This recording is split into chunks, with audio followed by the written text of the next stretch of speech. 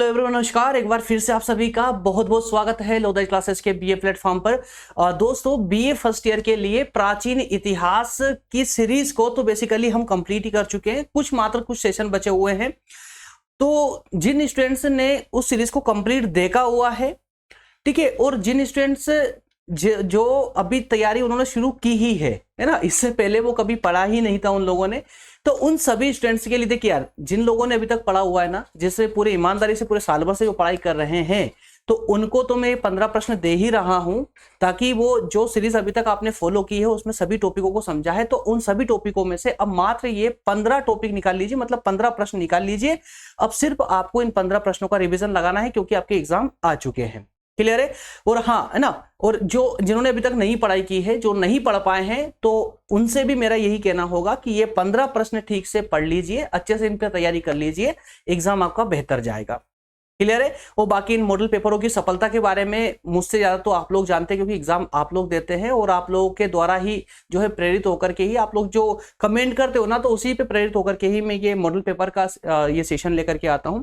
अच्छा, एक और इम्पोर्टेंट अनाउंसमेंट है जो मैं सेशन के लास्ट में करूंगा, बहुत इंपॉर्टेंट है आप सभी बीए फर्स्ट ईयर के बच्चों के लिए जिनका एग्जाम है अभी, है ना, ये भी 2024 के एग्जाम के लिए मैंने कुछ स्पेशल सोचा है आप लोगों के लिए। तो यदि आप सभी की सहमति होगी तो बिल्कुल हम पूरे 2 महीना जब तक आपका एग्जाम चलेगा तब तक उसी प्रोफार्मा पर ही क्लास लेकर के आएंगे, उसी स्ट्रेटेजी पर क्लास लेकर के आएंगे, ताकि आपके आईएमपी क्वेश्चंस की भी तैयारी हो जाए और बेहतर तरीके से आपका कॉन्फिडेंस भी बन जाए। क्योंकि होता है ना कि बहुत सारे क्वेश्चन ऐसे होते हैं जो आपको किताबों में मिल नहीं पाते, और मिल भी जाते हैं तो बेसिकली वो समझ नहीं आते हैं और टाइम कम होता है। तो कुछ ऐसी ही स्ट्रेटेजी में लेकर के आए हूं आप लोगों के लिए, ताकि आप लोगों की तैयारी बेहतर तरीके से हो सके। तो क्लास के लास्ट तक रुकिए, हम उस पर जरूर डिस्कस करेंगे। चलिए शुरू करते हैं आज का सेशन। तो प्राचीन इतिहास, एशियंट हिस्ट्री 2024 के लिए इंपोर्टेंट 15 क्वेश्चन देने वाला हूं, और लास्ट में 10 क्वेश्चन अति लघुत्री प्रकृति के होंगे।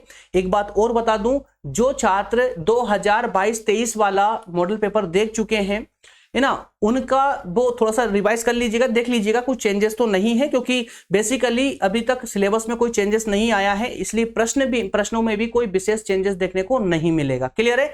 हिंदी और इंग्लिश दोनों में ही कंटेंट में दे रहा हूं। पिछले मॉडल पेपर में सिर्फ हिंदी का कंटेंट ही था, लेकिन अब यहां पर मैंने इंग्लिश को भी ऐड कर दिया है। आइए शुरू करते हैं। अच्छा, नए छात्र हो, पहली बार अगर सेशन को देख रहे हो ना, तो मैं आपको बता दूं, प्लेलिस्ट में आप जागना चाहिए आप लोगों को। प्लेलिस्ट में जाओगे ना तो आपको मेरे द्वारा इसी यूट्यूब चैनल पर ही मेरे द्वारा जो फ्री कोर्सेज पढ़ाए जा रहे हैं आप लोगों के पूरे डिटेल में, वो सारे कोर्सेज आपको फ्री ऑफ कॉस्ट नोट्स के साथ में प्लेलिस्ट में अवेलेबल हो जाएंगे। ये सारे सब्जेक्ट है जो मेरे द्वारा यूट्यूब पर फ्री ऑफ कॉस्ट पढ़ाए गए हैं।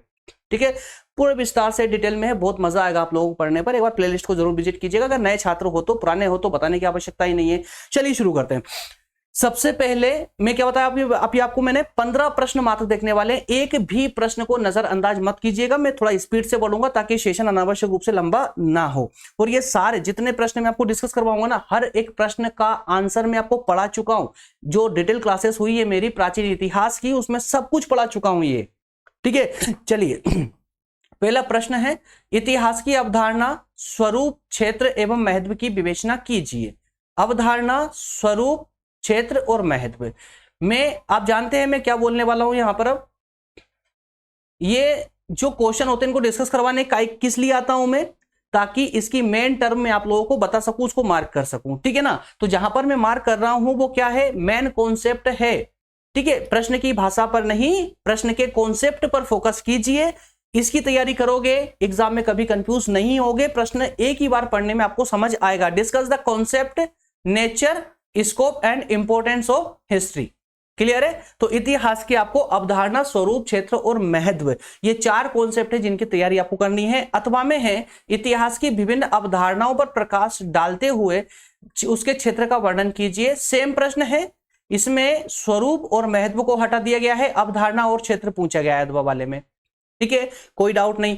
अगला है, इतिहास के स्वरूप एवं महत्व का वर्णन कीजिए। अब देखिए, तो यहां से आपको ये देखना चाहिए, समझना चाहिए कि किस तरह से एक प्रश्न कॉम्बो हो सकता है, और उसके अलावा कुछ प्रश्न उस प्रश्न से बन के भी आ सकते हैं। जैसे अथवा में जो दोनों प्रश्न दिख रहे हैं ना, ये दोनों ही प्रश्न दो दो टर्म आपसे पूछ रहे हैं और पहले प्रश्न में आपसे चारों टर्म एक साथ पूछ ली गई है। तो अब मुझे बताइए, यदि आप इन चारों टर्म की तैयारी अच्छे से कर लेते हैं तो क्या आपको आवश्यकता पड़ेगी अथवा वाले प्रश्न को पढ़ने की?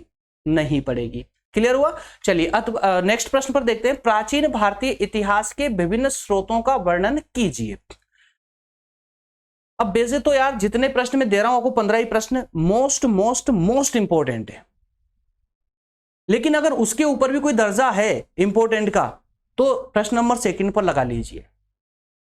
याद रखिएगा, ऐसा कोई एग्जाम शायद नहीं होगा, फर्स्ट ईयर का बीए का कोई एग्जाम नहीं होगा, इतिहास का कोई एग्जाम नहीं होगा जहां पर किसी ना किसी रूप में भारतीय इतिहास के स्रोत ना पूछे गए हो। हमेशा पूछे जाते हैं।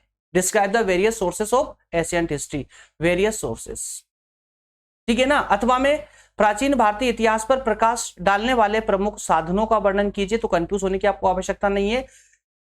प्राचीन भारतीय इतिहास पर प्रकाश डालने वाले साधन मतलब वह साधन जो हमारे प्राचीन इतिहास को बताते हो। तो कौन से साधन बताएंगे? वही साधन तो इस स्रोत को कहलाएंगे। क्लियर है? सोर्सेस कहलाएंगे। नेक्स्ट प्रश्न है, अथवा में प्राचीन भारतीय इतिहास के स्रोतों का संक्षिप्त वर्णन। सेम प्रश्न है, कोई डिफरेंस नहीं है। आगे बढ़ते हैं, अगला प्रश्न लेते हैं। अगला प्रश्न है, पाषाण काल को कितने भागों में विभाजित किया गया है? पाषाण काल, तो अब इसमें मैंने आपको पूरे इतिहास को पूरे कालखंडों के माध्यम से समझाया था। प्राचीन काल, मध्यकालीन और आधुनिक इतिहास, तीनों ही इतिहास के 3 खंड किए सबसे पहले, प्राचीन इतिहास, मध्यकालीन इतिहास और आधुनिक इतिहास। प्राचीन इतिहास में भी फिर हमने 3 खंड किए थे। तो इस प्रकार से मैंने पूरा उसको एक टेबल के माध्यम से वहां समझाया था। यदि आपने लेक्चर देखा होगा तो मैं गारंटी लेता हूं जिंदगी में कभी आप उस टेबल को नहीं भूल पाओगे। इसलिए बहुत इतना कॉन्फिडेंस से बोलता हूं कि जो डिटेल क्लासेस है ना उनको देखोगे ना मजा आएगा यार, कॉन्फिडेंस आएगा आपके अंदर कि हाँ आपको कुछ पता है। चलिए, पाषाण काल को कितने भागों में बांटा गया है? पाषाण काल के बारे में बताना है आपको, पाषाण काल की विशेषताएं बतानी है। तो कंप्लीटली पाषाण काल वाला टॉपिक उठाइए और उसको घोट मारिए। अगला, घोटना मतलब रटना नहीं है, 4-5 बार पढ़ना होता है। 4-5 बार पढ़ लिया पूरा अंदर उतर जाता है वो। चलिए, अथवा में है पूर्व पाषाण काल और मध्य पाषाण काल के अवशेष स्थलों और उपकरणों की जानकारी दीजिए। तो यहां पर पूर्व पाषाण काल और मध्य पाषाण काल के अवशेष स्थल कौन कौन से हैं, मतलब कहां कहां से इसके अवशेष पाए गए हैं और उसके उपकरण क्या थे, ये बताना है आपको। प्रश्न नंबर 4 है, प्राचीन हड़प्पा कालीन सभ्यता का विस्तार पूर्वक वर्णन कीजिए। हड़प्पा कालीन सभ्यता, ठीक है ना। अथवा में हड़प्पा कालीन सभ्यता के उद्भव का, तो जब आप हड़प्पा कालीन सभ्यता को कंप्लीट ही पढ़ लोगे ना तो ये सब कॉन्सेप्ट की जरूरत ही नहीं पड़ेगी, ये सारे कॉन्सेप्ट उसी में आ जाएंगे आपके। ठीक है, चलिए आगे बढ़ते हैं। अगला प्रश्न, प्रश्न नंबर 5 है, हड़प्पा सभ्यता के राजनीतिक, आर्थिक जीवन और नगरों के पतन का वर्णन कीजिए। अब यहां पर आपसे 3 कॉन्सेप्ट रियल में सेपरेटली पूछे गए हैं। राजनीतिक जीवन और आर्थिक जीवन, ये दो जो है जीवन से संबंधित कॉन्सेप्ट है कि हड़प्पा सभ्यता के लोगों का राजनीतिक जीवन और आर्थिक जीवन कैसा था। इसके बाद में एक नेक्स्ट कॉन्सेप्ट है कि नगरों का पतन कैसे हुआ। हड़प्पा सभ्यता के जो नगर थे उन नगरों का पतन कैसे हुआ उसका वर्णन करना है। अथवा में है हड़प्पा, जिसे हम सिंधु घाटी सभ्यता कहते हैं, इसकी विशेषताओं को बताना है। या फिर अथवा में सिंधु घाटी सभ्यता की सामाजिक, आर्थिक, धार्मिक तथा कला एवं शासन प्रणाली का वर्णन करना है। कॉन्सेप्ट पर फोकस करते चलिएगा, क्वेश्चन सारे इजी बन जाएंगे। नेक्स्ट प्रश्न है, वर्ण व्यवस्था की उत्पत्ति के सिद्धांतों की विवेचना कीजिए। वर्ण व्यवस्था की उत्पत्ति के सिद्धांत कौन कौन से थे ये आपको बताना है। अथवा में वर्ण व्यवस्था का आलोचनात्मक मूल्यांकन कीजिए। ठीक है, तो वर्ण व्यवस्था के बारे में समझाना है, उसके सिद्धांतों को बताना है, बाद में उसकी आलोचना। कंप्लीट क्वेश्चन हो जाएगा, कंप्लीट टॉपिक हो जाएगा आपका। प्रश्न नंबर 7 है, 16 महाजनपद कौन कौन से थे? 16 महाजनपद, तो 16 ही महाजनपदों के बारे में आपको बताना होगा। उनके बारे में आप क्या जानते हो डिस्कस करना है। बौद्ध धर्म के प्रमुख सिद्धांतों एवं प्रसार के कारणों पर प्रकाश डालिए। तो बौद्ध धर्म के सिद्धांत या सिद्धांतों का प्रसार क्यों हुआ था, तो पहले आपको बौद्ध धर्म के सिद्धांत बताने होंगे, उसके बाद उन सिद्धांतों के प्रसार के पीछे कारण बताने हैं कि इतनी आसानी से बौद्ध धर्म के सिद्धांतों का प्रसार क्यों हुआ था, अर्थात कि बौद्ध धर्म कम समय में इतना ज्यादा प्रसारित क्यों हो चुका था? बौद्ध धर्म के बाद में फिर बौद्ध धर्म के पतन के कारण भी आपको बताने हैं। चलिए नेक्स्ट प्रश्न है, चंद्रगुप्त मौर्य की शासन अथवा प्रशासनिक व्यवस्था, चंद्रगुप्त मौर्य की प्रशासनिक व्यवस्था क्या थी या मौर्य साम्राज्य के पतन के कारण? तो यहां पर आपको पूरे मौर्य साम्राज्य को नहीं समझाना है, सिर्फ चंद्रगुप्त मौर्य के शासन काल को समझाना है। उसके बाद में साम्राज्य का अर्थात कि मौर्य साम्राज्य का पतन किन कारणों से हुआ था वो कारण आपको बताने हैं। प्रश्न नंबर 10 में बात करेंगे अशोक के धम्म के संबंध में, अशोक के धम्म के संबंध में। ठीक है, धर्म प्रचार के लिए क्या उपाय किए गए थे? तो धर्म प्रचार प्रसार के लिए तो अशोक ने धर्म प्रचार के लिए क्या उपाय किए थे? ठीक है, आसान सा प्रश्न है, पढ़ाया गया है आप लोगों को।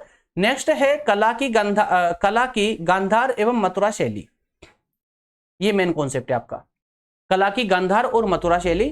ठीक है, एरिया वाइज आपको समझना होगा इसमें। गांधार शैली जैसे भारत की बात करें तो भारत के किस क्षेत्र में गांधार शैली और किस क्षेत्र में मथुरा शैली जो है पाई जाती है, दोनों कलाओं की विशेषताएं क्या क्या थी ये बताना है आपको। तो दो कॉन्सेप्ट मेन है आपके, कला और कला की विशेषताएं और कला की दोनों शैलियां। गांधार और मथुरा कला में क्या समानताएं और असमानताएं हैं, वर्णन कीजिए, इसी कॉन्सेप्ट है। प्रश्न नंबर 12 है फायान कौन था, उसके द्वारा वर्णित तत्कालीन भारत की दशा का विवरण दीजिए। ठीक है ना, फायान के बारे में कंप्लीटली आपको पढ़ के जाना होगा। अथवा में दिया गया है कि फायान ने चंद्रगुप्त द्वितीय के समय उत्तर भारत की राजनीतिक, सामाजिक और धार्मिक स्थिति का जो विवरण दिया उसकी विवेचना कीजिए। Discuss the description given by फायान about the political, social and religious condition of the north India during the time of Chandragupta द्वितीय सेकेंड। ठीक है ना, इजी कॉन्सेप्ट सब कुछ मैंने डिटेल क्लासेस में पढ़ाया आप लोगों को, ये सारे प्रश्न पढ़ा चुका हूं मैं, सारे चैप्टर वाइज चैप्टर पढ़ाया आप लोगों को। भारतीय सभ्यता एवं संस्कृति में पल्लवों के योगदान का वर्णन कीजिए। भारतीय सभ्यता और संस्कृति में पल्लवों का क्या योगदान था? पल्लव वंश जब स्थापित हुआ था भारत में तो उन्होंने क्या योगदान दिया भारतीय सभ्यता और संस्कृति में? अथवा में यही प्रश्न पूछा जा सकता है आपसे कुछ इस प्रकार से कि दक्षिण भारत के इतिहास में पल्लवों के राज्यकाल का क्या महत्व है, व्याख्या कीजिए। ठीक है ना, तो जब आप कॉन्सेप्ट पर फोकस करते हो ना तो एग्जामिनर चाहे आपसे कैसे भी प्रश्न को घुमाकर आपके सामने रख देगा, आप फट से उस प्रश्न की डिमांड पकड़ लोगे।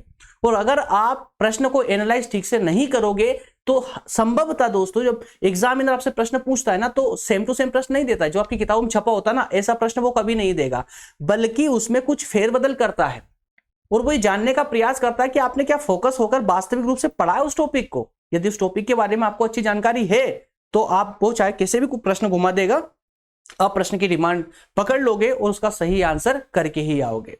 और इसीलिए मैं मॉडल पेपर में आकर के थोड़ा भले कम समय में लेकिन डिस्कस करवाने का पीछे रीजन मेरा यही है कि प्रश्नों को डिस्कस इसीलिए करवाता हूं आप लोगों को ताकि प्रश्नों से आपका थोड़ा सा ना परिचय हो जाए। वो जब परिचय हो जाता है तो एग्जाम में आप घबराते नहीं हो। चलिए, अब फर्स्ट ईयर के स्टूडेंट्स हो, अभी अभी 12th से आए हो तो थोड़ा कॉलेज लाइफ और कॉलेज एग्जाम में ना थोड़े से हमारे लिए टफ हो जाते हैं। ठीक है, टफ तो नहीं होता है, एक सोचने का नजरिया होता है। एक्चुअल में क्या है कि अभी तक आपने 12th का एग्जाम दिया है, अब पहली बार कॉलेज एग्जाम देने जा रहे हो तो इसका थोड़ा सा ना जो डेफिनेशन ये समझ सकते हो कि जो कॉलेज एग्जाम जो होते हैं ना वो थोड़े से डिफरेंस हो जाते हैं, थोड़े डिफरेंट हो जाते हैं। तो उस डिफरेंस को जो डिफरेंस होता है दोनों एग्जाम के बीच में ना, उस डिफरेंस को हम बर्डन समझ लेते हैं अपने ऊपर और उससे डरने लगते हैं, उससे दूर भागने लगते हैं। तो ऐसी कोई जरूरत नहीं है, बहुत ईजी होता है, कुछ भी डिफिकल्ट नहीं है। जैसे आप फर्स्ट और सेकेंड ईयर एग्जाम दोगे ना आप फेमिलियर हो जाओगे सभी कॉलेज एग्जाम के लिए, चाहे फिर बीए के बाद में आप कुछ भी करोगे ना तो फेमिलियर ही रहोगे, आपको कभी डर नहीं लगेगा। लेकिन तैयारी जो डर आपके अंदर से जाना चाहिए ना वो इसलिए नहीं कि आप गलत भी करते जा रहे हो और बार बार एग्जाम देने की वजह से डर गया, नहीं, अच्छा करके डर को भगाइए, सही करोगे डर अपने आप भाग जाएगा। प्रश्न नंबर 14 है बृहत्तर भारत से आप क्या समझते हैं? बृहत्तर भारत क्या है? प्राचीन काल में भारत के अन्य देशों के साथ व्यापारिक और सांस्कृतिक संबंध कैसे थे, बताना है आपको। प्राचीन काल में भारत के दूसरे देशों के साथ व्यापारिक और सांस्कृतिक किस प्रकार के संबंध थे? ठीक है ना, इसके अलावा अथवा में पूछा जा सकता है कि प्राचीन काल में भारत के अन्य देशों पर हुए सांस्कृतिक प्रभावों का वर्णन कीजिए। विश्व के अन्य देशों पर भारत की संस्कृति का क्या प्रभाव देखा गया था, यह बताना है प्राचीन काल में।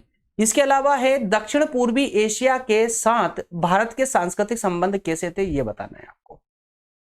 लास्ट प्रश्न है, प्रश्न नंबर 15 है, भारत में अरबों के आक्रमण व उनके प्रभावों का वर्णन कीजिए। अब देखिए दोस्तों, शुरू से प्राचीन काल से अब हम मध्यकाल में एंट्री मारने ही वाले हैं। बिल्कुल जैसे ही अरब आक्रमण होता है वैसे ही मध्यकाल में एंट्री हो जाती है। तो ये आखिरी प्रश्न है आपके सब्जेक्ट का, भारत में अरबों के आक्रमण व उनके उस आक्रमण का प्रभाव क्या पड़ा भारत पर, और मोहम्मद गोरी के भारत आक्रमण के पीछे उद्देश्य क्या थे, ये आपको बताना है। ये 15 प्रश्न है, ये 15 प्रश्न जो है दोस्तों बहुत में मतलब जुबान से बता नहीं सकता कितने इंपॉर्टेंट है। बस इतना बोल सकता हूं, यदि आप इस प्लेटफॉर्म पर हैं और पूरे विश्वास के साथ इस प्लेटफॉर्म पर अगर आप तैयारी कर रहे हैं, पढ़ रहे हैं ना, तो उसी विश्वास के साथ में मैं ये मॉडल पेपर लेकर के आया हूं, ये मॉडल क्वेश्चन लेकर आके आया हूं।